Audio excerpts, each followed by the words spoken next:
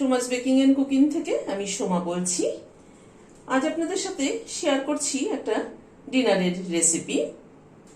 তড়কা রুটি, আন্ডা তড়কা রুটি আর ক্যারামেল পুডিং সাথে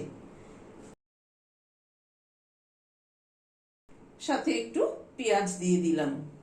তাহলে চলুন ভিডিওটা শুরু করি।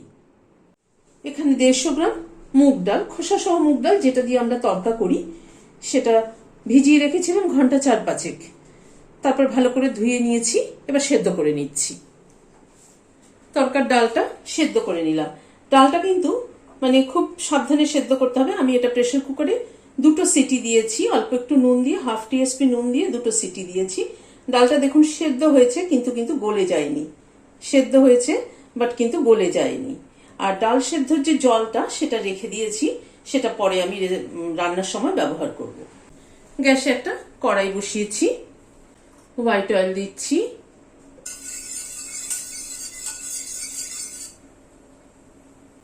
এখানে 3টে ডিম ভেঙে নিয়েছি। ডিমটা প্রথমে ভুর্জি করে নিচ্ছি, যেহেতু এটা আন্ডা তড়কা সেই জন্য ডিমটাকে প্রথমে ভুর্জি করে নিচ্ছি। হাফ টিস্পুন নুন দিয়ে দিলাম,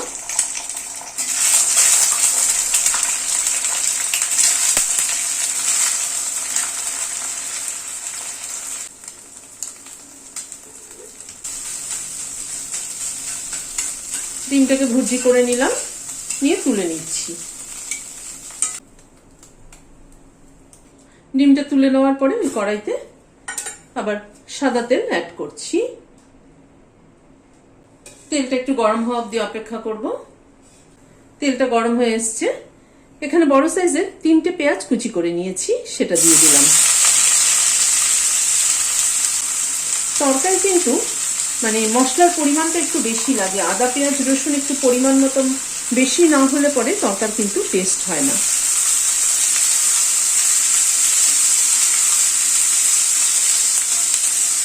পেঁয়াজটাকে হালকা করে ভেজে নেব। 2-3 মিনিট সময় ধরে গ্যাসের ফ্লেমটাকে মিডিয়ামে রেখে পেঁয়াজটা ভেজে নিলাম। পেঁয়াজটা কিন্তু খুব বেশি ভাজিনি, হালকা করে ভেজেছি, জাস্ট পেঁয়াজের কালারটা একটু চেঞ্জ হয়েছে। এখানে একটা বড় সাইজের রসুন পুরোটাই পেস্ট করে দিয়ে দিয়েছি। রসুনটা দিয়ে আবার একটু পেঁয়াজের সাথে ভেজে নিচ্ছি।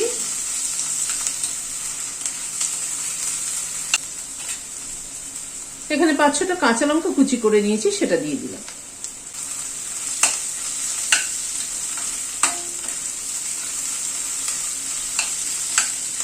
পেঁয়াজ রসুন কাঁচা লঙ্কাকে একটুখানি ভেজে নিই। পেঁয়াজ রসুন কাঁচা লঙ্কাটা একটু ভেজে নেওয়ার পরে এখানে উঁচু 1 চামচ আদা বাটা দিলাম।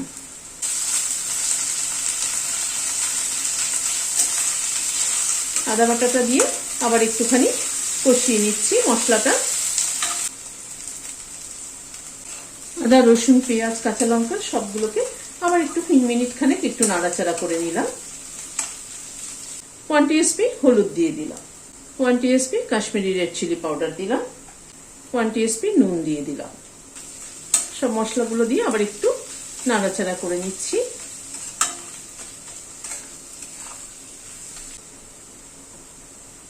ওয়ান টিস্পুন ধনের গুঁড়ো দিয়ে দিলাম।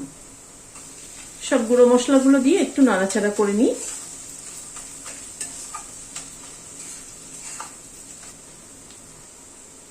সব মশলাটাকে আবার একটুখানি গ্যাসের ফ্লেমটাকে কমিয়ে 2 মিনিট কষিয়ে নিলাম। এইভাবে মশলা কষালে, গ্যাসের ফ্লেমকে কমিয়ে ধীরে ধীরে মশলা কষালে যে কোনো জিনিসেরই টেস্ট খুব ভালো হয়। যদিও আমি এটা সব ভিডিওতেই বলে থাকি, কিন্তু নতুন যারা দেখছে তাদের জন্য আবার করে বলা। খানিকটা কসুরি মেথি দিয়ে দিলাম।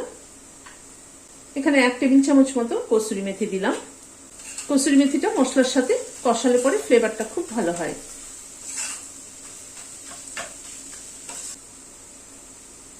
এখানে 2টো টমেটো কুচিয়ে নিয়েছি, সেটা দিয়ে দিলাম।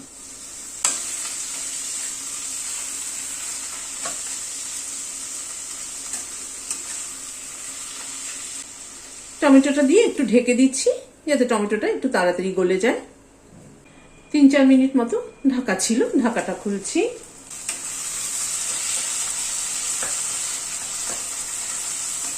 টমেটোটা একটু ভেঙে ভেঙে দিচ্ছি। মশলাটা থেকে কিন্তু তেল ছাড়ছে। এবার ডালটা ঢেলে দিচ্ছি। ডালটা এবার মশলার সাথে ভালো করে কষিয়ে নেব।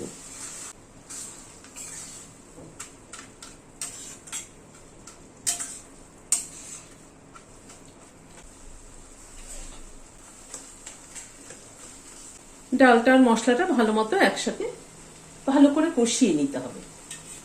প্রায় 8-10 মিনিট সময় ধরে ডালটাকে পুরো মশলার সাথে কষিয়ে নিলাম। যত ভালো ডালটা কষানো হবে তরকার টেস্ট কিন্তু তত ভালো হবে। এবার ডাল সেদ্ধর যে জলটা রেখেছিলাম সেটা দিয়ে দিচ্ছি।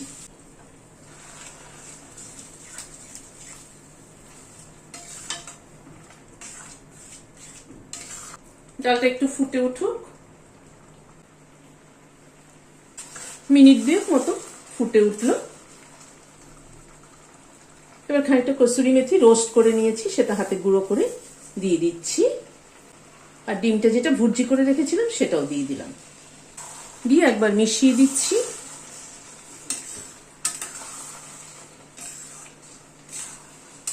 দিয়ে গ্যাসটা বন্ধ করে দিয়ে ঢেকে দিচ্ছি। Standing time 5 minute. গ্যাসে একটা সসপ্যান বসিয়েছি দুধটা জাল দেওয়ার জন্য। গ্যাসটা কিন্তু আমি এখনো জ্বালাইনি। আমি এখানে 1/2 litre toned milk full cream milk দিচ্ছি। ফুল ক্রিম মিল্ক দিয়ে করলে টেস্টটা অনেক বেটার হয়। আপনাদের কাছে যেটা অ্যাভেলেবেল থাকবে সেটা দিয়ে করবেন, টোন মিল্ক দিয়ে করলেও হবে।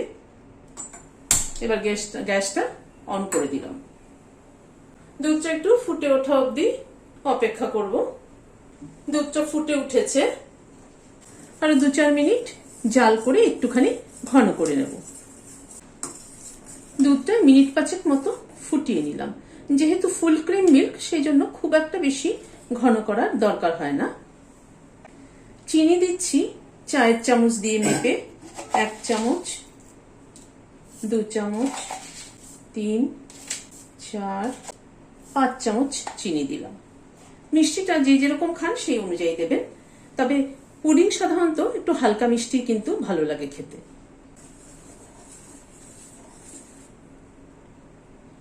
চিনিটা দিয়ে আরেকবার একটু ফুটিয়ে নিচ্ছি। চিনিটা দিয়ে আবার মিনিট খানেক একটুখানি ফুটিয়ে নিলাম। এবার গ্যাসটা বন্ধ করে দিচ্ছি। দিয়ে দুধটা কমপ্লিট ঠান্ডা হতে হবে। পুডিংটা বানানোর জন্য এখানে একটা বাটিতে 4টে ডিম নিয়েছি। ডিমটাকে প্রথমে ভালো করে ফেটিয়ে নিচ্ছি।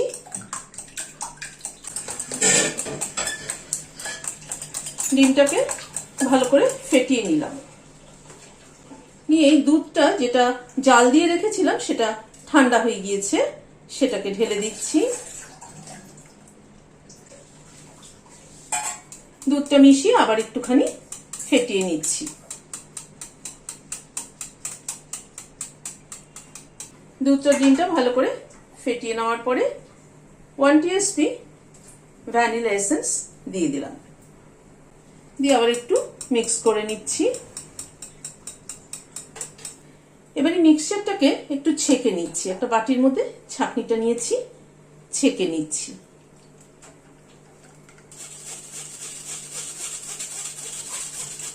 ছেঁকে নিলাম এই কারণে যে দুধের শর্টর যা থাকবে সেটা ছাঁকনিতে আটকে যাবে।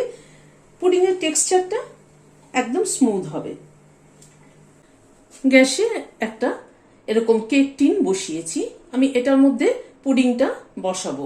সেই জন্য এই টিনটার মধ্যে প্রথমে চিনিটাকে ক্যারামেলাইজ করে নেব।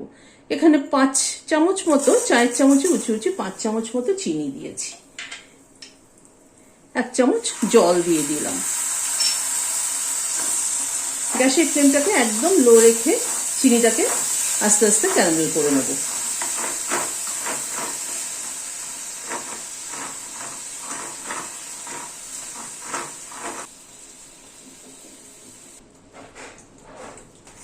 চিনিটা ক্যারামেল করে নিলাম। গ্যাসের ফ্লেমটাকে কিন্তু একদম কমিয়ে রেখেছি। এবার গ্যাসের ফ্লেমটাকে বন্ধ করে দিচ্ছি। বন্ধ করে দিয়ে এই ক্যারামেলটাকে চারদিকে এভাবে লাগিয়ে নিচ্ছি।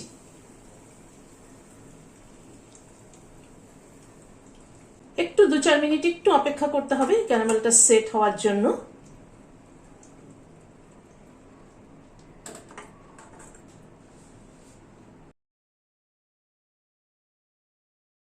ক্যারামেলটা এরকম ঘুরিয়ে ঘুরিয়ে সেট করে নিলাম। এই মিনিট 2 মতো একটু টাইম লাগে ক্যারামেলটা সেট হওয়ার জন্য। তারপরে এই দুধের মিক্সচারটার মধ্যে ঢেলে দিচ্ছি।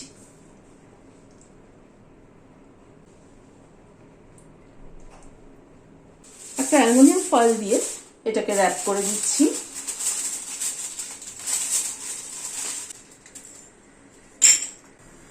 কড়াইতে জলটা ফুটছে,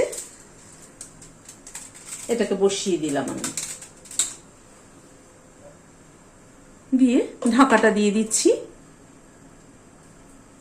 এই ঢাকার হোলটাকে বন্ধ করে দিচ্ছি যাতে স্টিমটা ভালো মতো পায়।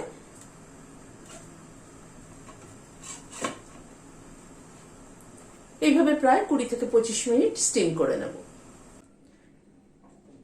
25 মিনিট পরে ঢাকাটা খুলছি, গ্যাসটা বন্ধ করে দিয়েছি। ফয়েলটাকে একটু খুলে নিয়ে দেখি হলো কিনা। এত গরম হাত দেওয়া যাচ্ছে না।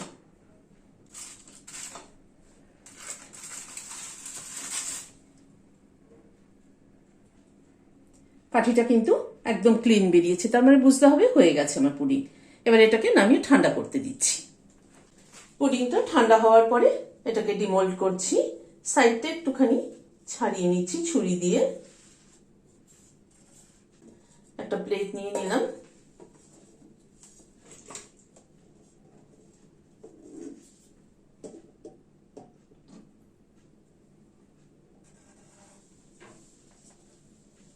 এই ক্যারামেল পুডিং এর কিন্তু এই যে ক্যারামেলের জলটা সেটা খেতেই কিন্তু ভীষণ ভালো লাগে। পুডিং এর সাথে ওই ক্যারামেলের জলটা দিয়ে খেতে দারুণ লাগে।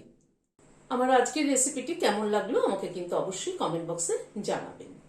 আজ তাহলে এখানে শেষ করছি, দেখা হচ্ছে আবার পরবর্তী ভিডিওতে। নমস্কার।